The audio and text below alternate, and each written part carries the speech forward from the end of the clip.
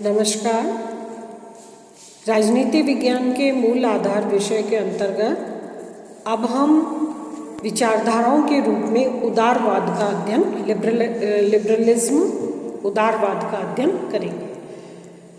मैकबर्न के अनुसार एक राजनैतिक सिद्धांत के रूप में उदारवाद दो पृथक तत्वों का मिश्रण है। इनमें से एक लोकतंत्र है और दूसरा व्यक्तिवाद है।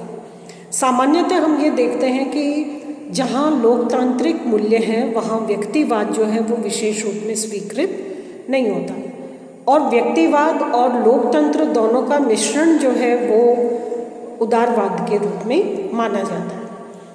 लोकतंत्र और उदारवाद दोनों को समान मान लिया जाता है, लेकिन ये सीमित अर्थ में ही ठीक है।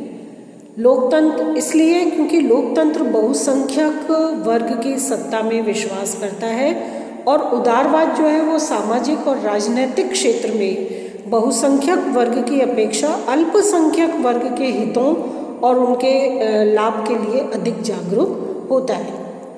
ये लोकतंत्र से भी कुछ ज़्यादा अधिक है। उदारवादी व्यवस्था या उदारवादी विचारधारा लोकतंत्र से इस मायने में भी अधिक है, क्योंकि जैसा लोकतंत्र की मान्यता है व्यक्ति मात्र की में निष्ठा या उसके मूल्य में विश्वास, संख्या के आधार पर लोकतंत्र अपने आप को साकार करता है, लेकिन उदारवाद जो है उसका ध्यान लोकतंत्र की मूल भावना व्यक्ति मात्र के प्रति आस्था के रूप में अधिक जागरूक होती है, क्योंकि उसका रुझान बहुसंख्यक की अपेक्षा अल्पसंख्यक हित, जिनके नेग्लेक्ट होने की, जिनके प्रति उदासीनता की प्रवृत्ति संभव हो सकती है, उसे रोकने का कार्य करता है उदारवाद।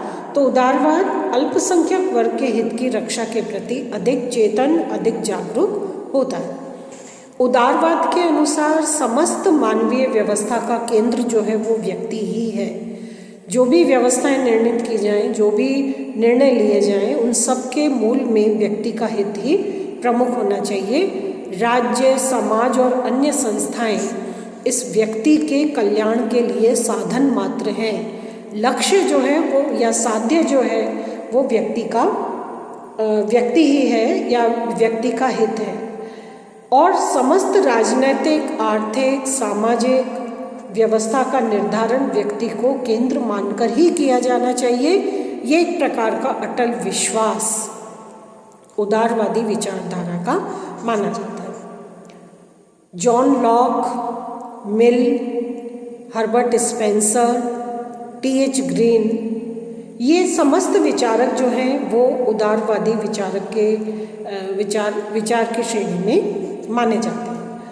उदारवाद का उदय या इसकी पृष्ठभूमि या इसके कुछ कारण अगर हम देखना चाहें तो सबसे पहला कारण है औद्योगिक क्रांति और पूंजीपति वर्ग का उदय। औद्योगिक क्रांति के परिणाम स्वरूप औद्योगिकरण को बढ़ावा मिला, और इस औद्योगिकरण की प्रक्रिया में श्रमिक और पूंजीपति दो वर्ग के रूप में पूंजीपति वर्ग का एक छत्र साम्राज्य व्यापक रूप में विभिन्न राजनीतिक व्यवस्थाओं में देखा जाने लगा, और इस वर्ग के द्वारा, पूंजीपति वर्ग के द्वारा जो श्रमिक और निम्न वर्ग है उसका शोषण किया जाने लगा। तो ये उदारवादी या लिबरलिज्म जो है, ये उदारवादी अवधारणा औद्योगिक क्रांति के उपरांत पूंजीपति वर्ग के आधिपत्य को सीमित करने के लिए या पूंजीपति वर्ग के द्वारा जो शोषण और दमन चक्र दूसरे समाज के दूसरे वर्ग के प्रति संचालित किया जा रहा था, उसको प्रतिबंधित करने की प्रतिक्रिया के रूप में उदारवाद का अस्तित्व सामने आया। दूसरा कारण या दूसरी पृष्ठभूमि का दूसरा तत्व है नवजागरण। लंबे समय तक विभिन्न क्षेत्र जो हैं वो ज्ञान और चेतना की दृष्टि से बहुत उदासीन थे और इसीलिए बहुत पिछड़े हुए थे। लेकिन समाज और राज्य के विकास की प्रक्रिया में कुछ समाज सुधारकों ने, कुछ क्रांतिकारी प्रणेताओं ने समाज को दिशा देने के लिए नव जागरण की प्रक्रिया आरंभ की, जिससे एक प्रकार से पुनरोदय हुआ चेतना का, ज्ञान का, अंडरस्टैंडिंग का, समझ का।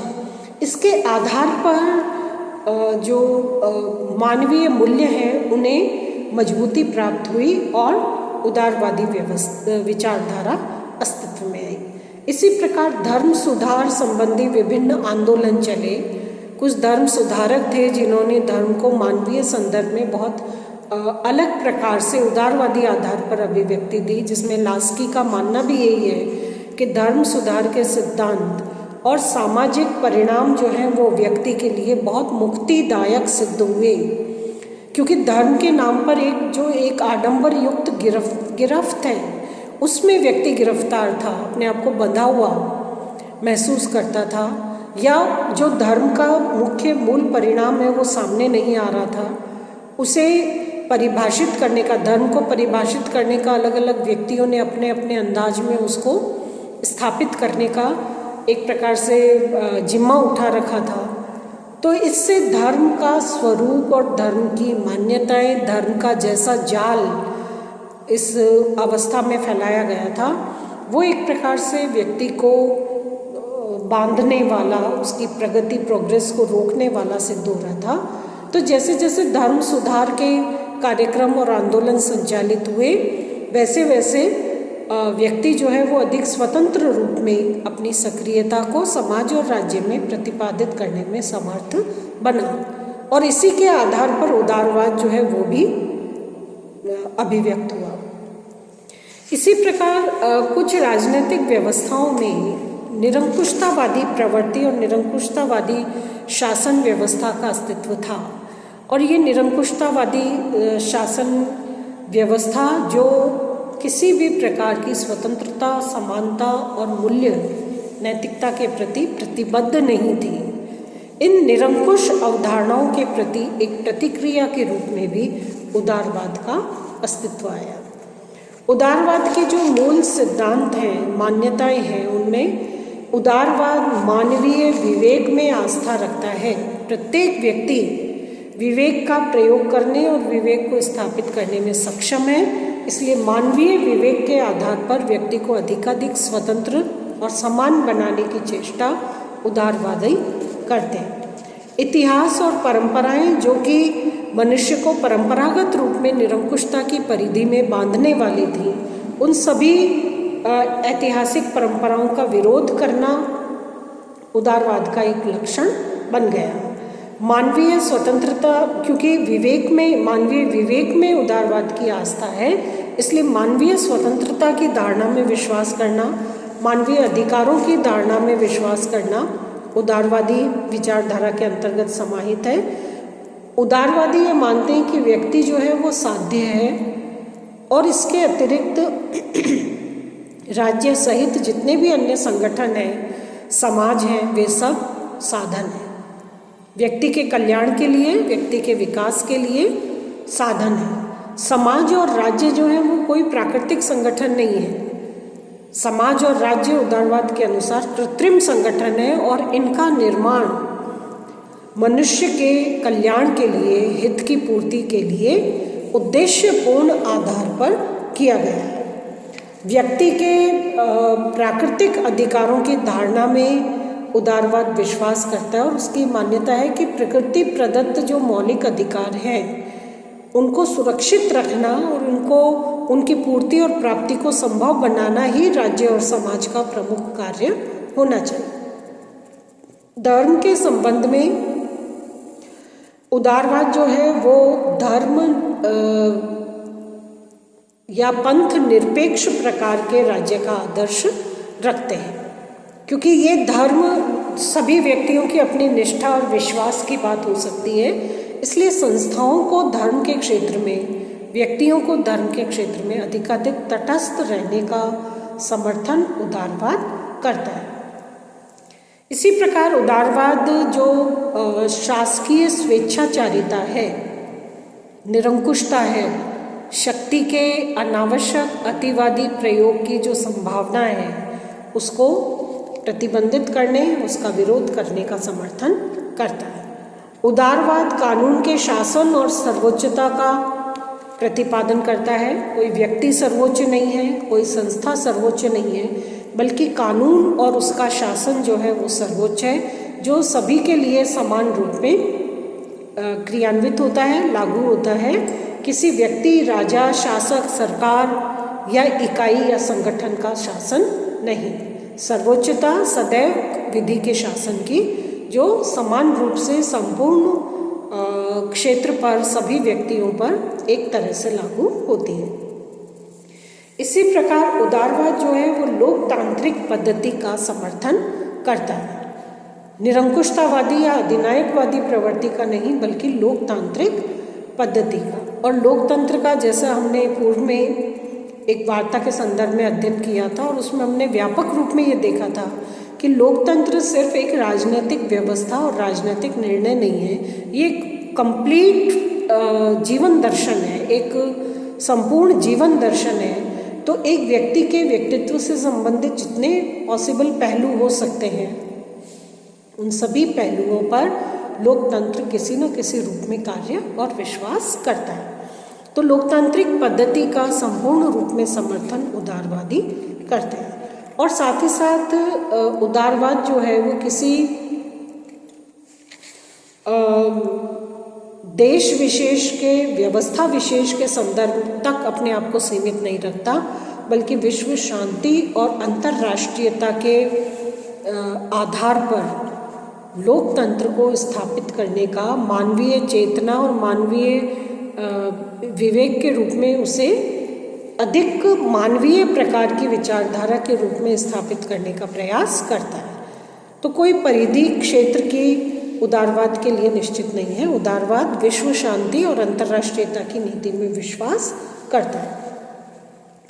अब उदारवादी इन मान्यताओं के आधार पर अगर हम उदारवाद के अनुसार राज्य के कार्यक्षेत्र का अध्ययन करें तो सबसे पहले राज्य जो है वो नागरिक स्वतंत्रता की स्थापना करेंगे, स्वेच्छाचारी नहीं होंगे।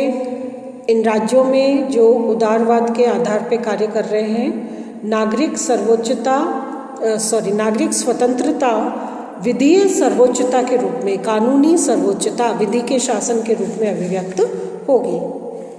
उदारवाद के अंतर्गत राज्य जो है वो वित्तीय स्वतंत्रता की नीति के अंतर्गत कर और प्रतिनिधित्व आदि की व्यवस्था का निर्धारण करते हैं, लेकिन साथ ही साथ उदारवाद ये भी मानता है कि बिना प्रतिनिधित्व के कोई कर नहीं, यानी आर्थिक व्यवस्था में आर्थिक निर्णय, उत्पादन वितरण का निर्णय, मुद्रा और मार्केटिंग का निर्णय, समस्त निर्णय जो हैं वो जनता के द्वारा या जन प्रतिनिधियों के द्वारा ही निर्धारित होते हैं। व्यक्तियों को, प्रत्येक मनुष्य को पूरी तरह स्वतंत्रता अधिकार के रूप में प्राकृतिक स्वतंत्रता का समर्थन करते हैं। तो राज्य जो है वो व्यक्तिगत स्वतंत्रता की व्यवस्था करे, सामाजिक स्वतंत्रता यानी जन्म, संपत्ति, वर्ण, जाति, लिंग आदि के आधार पर व्यक्तियों में किसी प्रकार का कोई भेदभाव न किया जाए, बल्कि समानता हो। आर्थिक स्वतंत्रता के अंतर्गत राज्य को चाहिए कि वो आर्थिक क्षेत्र में अहस्तक्षेप की नीति अपनाए और अपनी काबिलियत के बूते पर व्यक्ति समुदाय जो है वो अपने विकास का क्षमता के आधार पर, योग्यता के आधार पर अपने विकास का निर्धारण करे। पारिवारिक स्वतंत्रता की व्यवस्था करे, राष्ट्रीय और जातीय स्वतंत्रता की व्यवस्था और अंतर्राष्ट्रीय स्वतंत्रता। साथ ही साथ राजनीतिक स्वतंत्रता के अंतर्गत जैसे अपने प्रतिनिधि चुनने का अधिकार होना चाहिए या निर्वाचित होने का अधिकार होना चाहिए, सार्वजनिक पद ग्रहण करने का अधिकार सामान्य नागरिकों को राजनीतिक रूप में प्राप्त होना चाहिए। तो इस प्रकार की विभिन्न प्रकार की स्वतंत्रताओं की व्यवस्था व्यक्ति के लिए राज्य करेगा। ये राज्य का प्रमुख कार्य होगा और उसका निरंकुशतावादी स्वरूप जो है उसको किसी भी रूप में उदारवाद मान्यता नहीं देता। लेकिन कुछ आधारों पर उदारवाद की आलोचना भी की जाती है कि आर्थिक क्षेत्र में राज्य के लिए अहस्तक्षेप की नीति का जो प्रतिपादन उदारवादी करते हैं वो गलत है, कि अनुचित है। कारण कि आर्थिक क्षेत्र राजनीतिक विकास के लिए, संपूर्ण विकास के लिए, राजनीतिक व्यवस्था के लिए एक बहुत महत्वपूर्ण कारक होता है और इसको यदि निजी और व्यक्तिगत क्षेत्र में दे दिया जाता है तो यहाँ से अनुशासनहीनता की और असंतुलन की संभावना बढ़ जाती है। ऐतिहासिक अनुभव और परंपराओं का भी उदारवाद जो विरोध करते हैं वो पर्याप्त उचित नहीं है, क्योंकि बहुत निरंकुश प्रकार की प्रवृत्ति का विरोध करना सटीक और उचित प्रतीत हो सकता है, लेकिन ऐतिहासिक अनुभव और परंपराएं समस्त प्रत्येक परंपरा किसी भी प्रकार से उपयोगी और उत्पादक नहीं है, इसको स्वीकार नहीं किया जा सकता।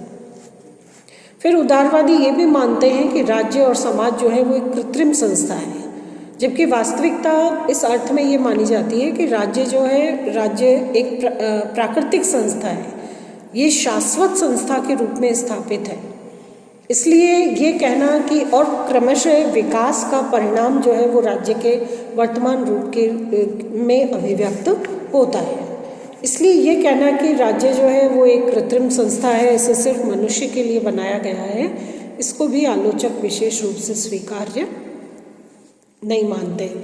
अत्यधिक स्वतंत्रता का रूप जो है, जिस प्रकार का विवरण उदारवादी देते हैं, ये अराजकता की परिणति में परिवर्तित हो सकता है। इसलिए अत्यधिक स्वतंत्रता स्वच्छंदता में परिवर्तित हो जाएगी, ऐसी संभावना उदारवादी बताते हैं। और एक प्रकार से ये स्वतंत्रता, जिसका स्वरूप, जैसा स्वरूप उदारवादी जिसका समर्थन करते हैं, वो अराजकता का रूप है, वो वस्तुतः स्वतंत्रता नहीं है। और साथ ही साथ आलोचक ये भी मानते हैं कि ये जो उदारवादी मूल्य हैं, ये एक प्रकार से पूंजीवादी हित संरक्षक हैं, लेकिन मूल रूप में ये व्यवस्थाओं को इस तरह से अभिव्यक्त करना चाहते हैं कि वो व्यक्ति के इर्द गिर्द ही संचालित होती रहे। तो इस प्रकार से ये कुछ आलोचनाएं उदारवादी आधार पर उसके मूल्यांकन के संदर्भ में प्रस्तुत की जाती हैं, लेकिन फिर भी यदि हम एक मानवीय आधार पर व्यापक नजरिए से, दृष्टिकोण से इसका अवलोकन करें, तो ये बात बिल्कुल स्पष्ट होती है कि उदारवाद मानव मूल्यों में और मानवीय विवेक और श्रेष्ठता में विश्वास करने वाली एक सटीक लोकतांत्रिक विचारधारा है। धन्यवाद।